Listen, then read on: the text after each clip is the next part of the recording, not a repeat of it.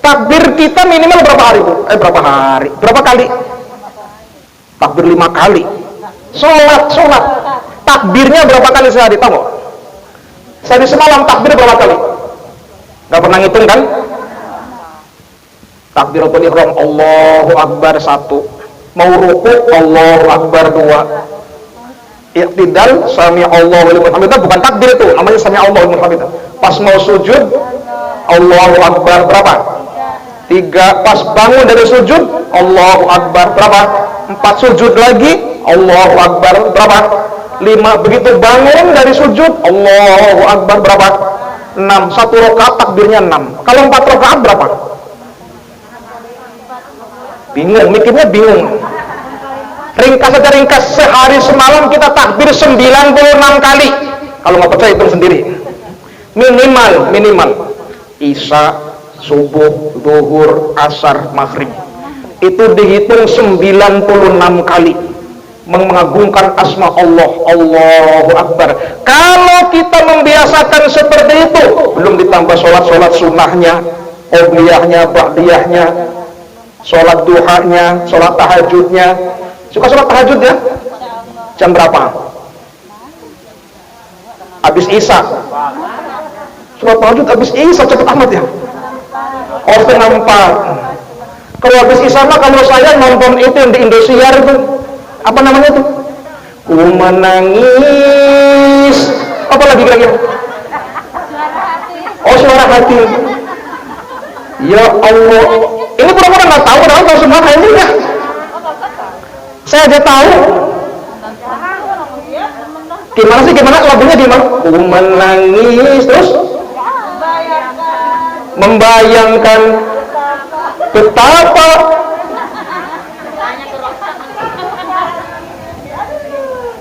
ya Allah. 1.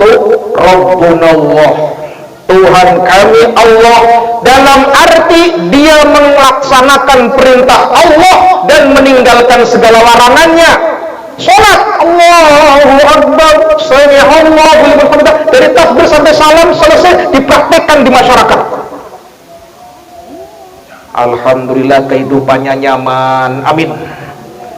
Segala urusannya dipermudah oleh Allah, amin. Kan kalau kita taat kepada Allah, bertakwa kepada Allah, Allah jamin. Bismillahirrahmanirrahim.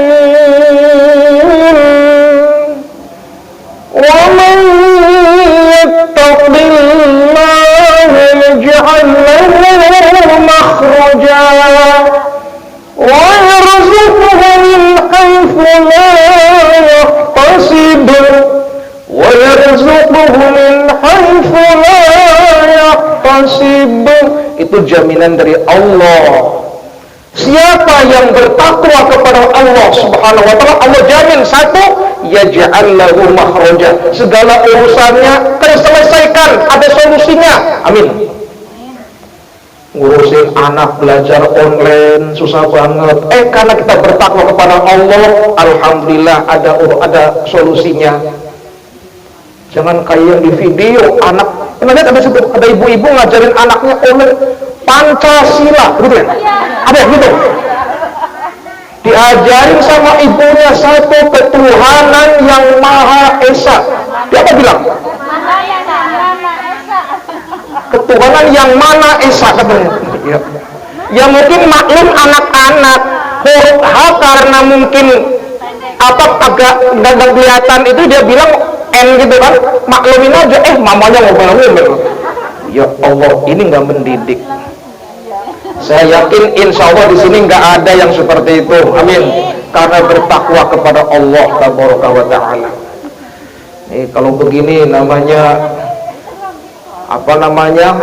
orang yang seperti itu tidak mengedepankan ketakwaan kepada Allah. Kayaknya lihat semua ya videonya ya. Itu kayaknya cukup viral itu. Subhanallah. Ada lagi yang lucu begitu katanya.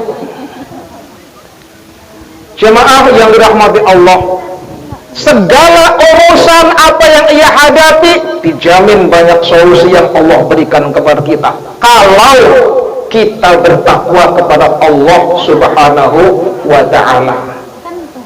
Urusan anak belum ada yang udah gede, belum ada yang minang, belum ada yang lirik, anak perempuan udah usianya usia nikah. Kalau kita bertakwa kepada Allah, insya Allah cepat urusannya selesai. Amin ya rabbal alamin.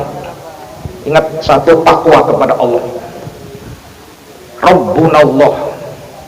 Yang kedua, tsummastaqimu, lalu istiqomah, istimror, konsekuen, konsisten, mengedepankan kepentingan umum.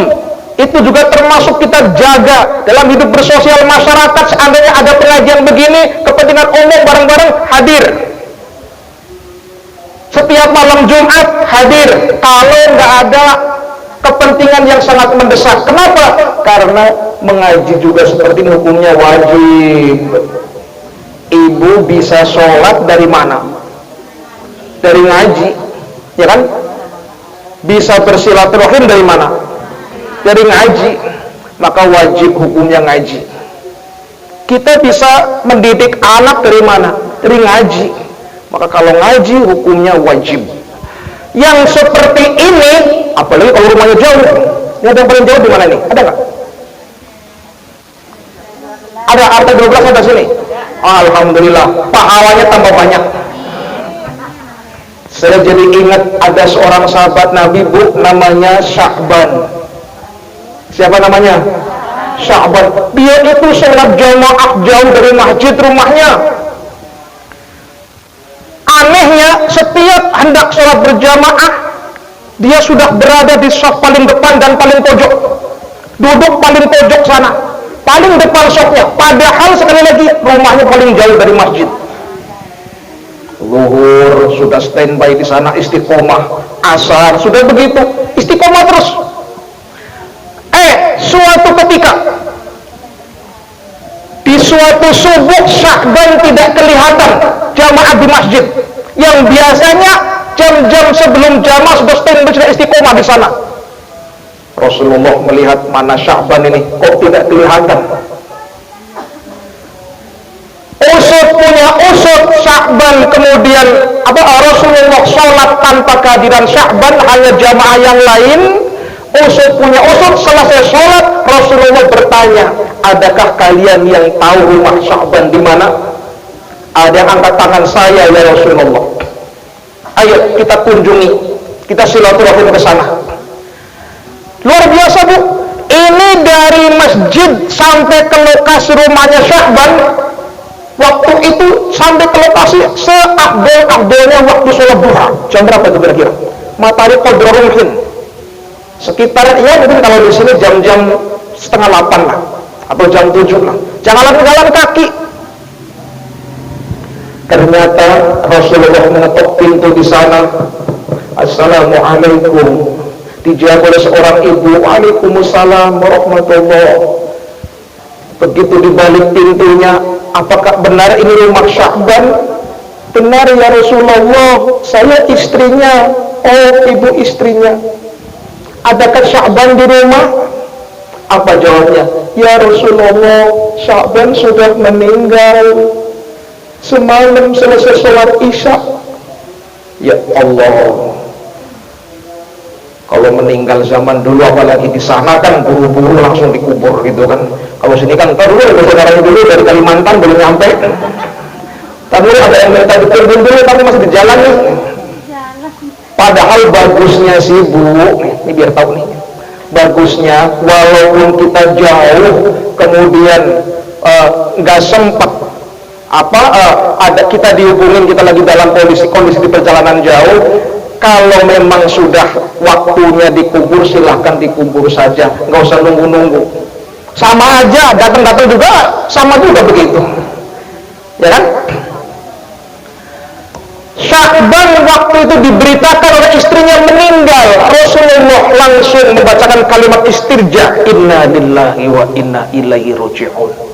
Subhanallah, semalam masih sholat Isya, tiba-tiba dipanggil Allah secepat itu. Tapi uniknya istrinya menyampaikan, ya Rasulullah, ada 3 kalimat yang saya nggak ngerti maksudnya apa ya Rasulullah.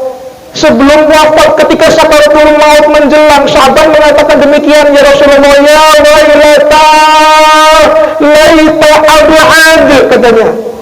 Waduh, kenapa tidak lebih jauh lagi? Satu.